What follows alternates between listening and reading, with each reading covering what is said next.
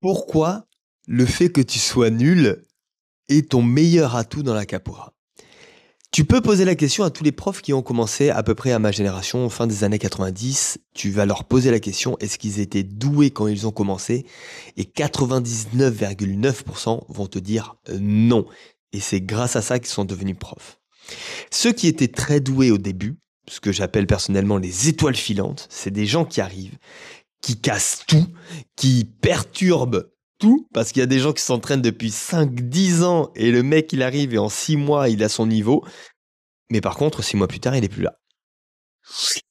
Il est passé et il est parti. Le fait que tu sois nul, ça va t'obliger à voir les choses d'une façon différente. Et je dis nul, hein, bien sûr, pour te provoquer un petit peu. Mais tu te sens peut-être nul. Nous, on avait un avantage à l'époque que toi, tu n'as pas aujourd'hui. Quand nous, on a commencé à la capoeira à l'époque, on était jeunes, voire très jeunes. Donc, du temps, on en avait, et on avait que ça à faire. Tu vois, on avait la fraîcheur, on récupérait hyper rapidement. Toi, aujourd'hui, t'as 40 piges, t'as des enfants, t'as un job, t'as plus autant de temps que t'avais quand on était adolescent ou enfant. Donc, il va falloir que tu vois les choses d'une façon différente. Il va falloir intellectualiser un petit peu plus tout ça pour justement réussir à avoir cette progression-là. Mais garde bien ça en tête. La condition de départ, que tu sois fort ou que tu sois pas fort, que tu sois doué, pas doué, que tu aies un bon niveau de coordination, mémoire, ou ça ne compte pas. La seule et unique chose qui devrait compter, c'est de connaître ta prochaine étape. Si tu connais ta prochaine étape, tu ne pourras jamais te démotiver parce que tu vas toujours avoir une direction. Ton GPS, il est branché, tu sais où tu vas. Le problème, c'est de ne pas avoir de GPS, de ne pas savoir où tu vas et d'être sur une route et tu ne sais pas si tu prends devant, à droite, à gauche. Tu es complètement perdu, tu tournes en rond et c'est ça qui te démotive. C'est pas le fait que tu sois doué ou pas doué, c'est pas le fait que tu sois nul, c'est juste le fait que tu sais pas où tu dois mettre ton énergie maintenant.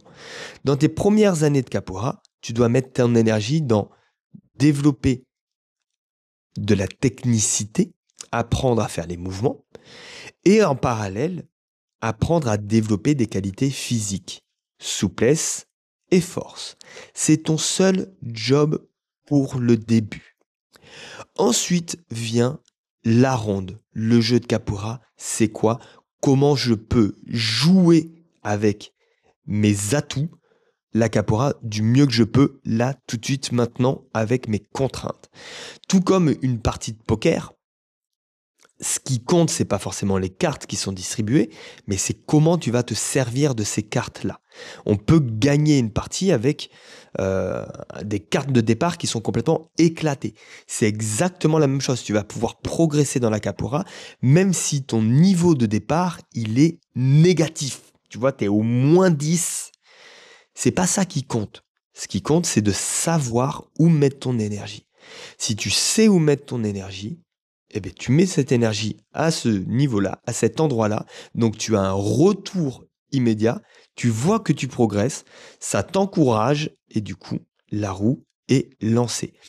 Et en plus, tout comme les gens qui sont hyper productifs, ce sont des gens hyper feignants, c'est qu'ils essayent d'être efficaces dans leurs actions. La même chose, si tu n'es pas bon, tu vas pas te disperser à vouloir faire 1000 choses. Tu vas essayer d'identifier ce qui marche, ce qui fonctionne pour toi, et tu t'y tiens. Et tu répètes ça dans le temps, et le jeu, il est fini. C'est fini. Tu sais que tu n'as plus que ça à faire jusqu'à la fin de ta vie. Et quand tu identifies les leviers d'action, tu n'as pas besoin de t'entraîner 1000 heures par semaine. Juste une petite habitude par jour pour pouvoir développer un peu de force, pour pouvoir développer un peu de souplesse, parce que le but, c'est pas d'arriver à faire des grands écarts, on s'en moque de ça.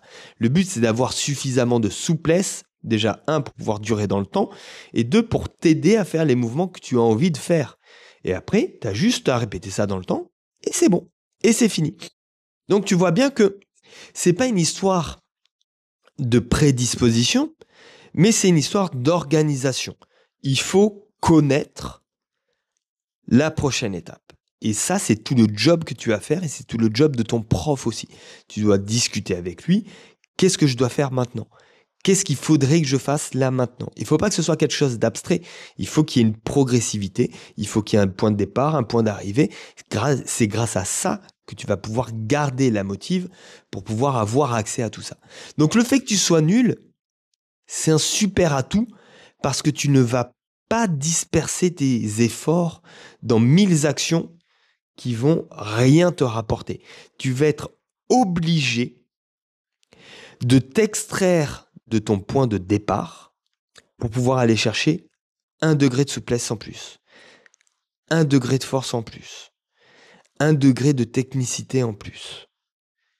Et juste ça, tu répètes pour pouvoir avoir 3 mouvements d'attaque, 3 mouvements d'esquive, 3 mouvements de déplacement. Et là, tu as tout ce qu'il faut pour pouvoir jouer dans la ronde. Avec les catégories de mouvements, comme je t'ai déjà expliqué, et si tu veux que je t'explique un petit peu plus, il y a un guide spécialement conçu pour ça, pour pouvoir t'expliquer réellement comment t'en servir pour jouer, peu importe ton niveau et peu importe la ronde dans laquelle tu es et avec qui tu es, avec le partenaire avec qui tu es. Tu as des fondements et les 6 catégories de mouvements, donc les 3 premiers à commencer, attaque, défense, déplacement. Si tu as ça, c'est bon. Tu as une base solide pour pouvoir évoluer dessus. Retiens bien ça. Passe plus de temps à améliorer la qualité de tes questions qu'à essayer de trouver des réponses. Les réponses, c'est des choses qui vont fluctuer au fil du temps. Tu vois, il y a des modes qui vont arriver, il y a des nouveaux protocoles, il y a plein de choses qui débarquent comme ça. Ça, ce sont les réponses. Les fondements, les principes, ce sont tes questions.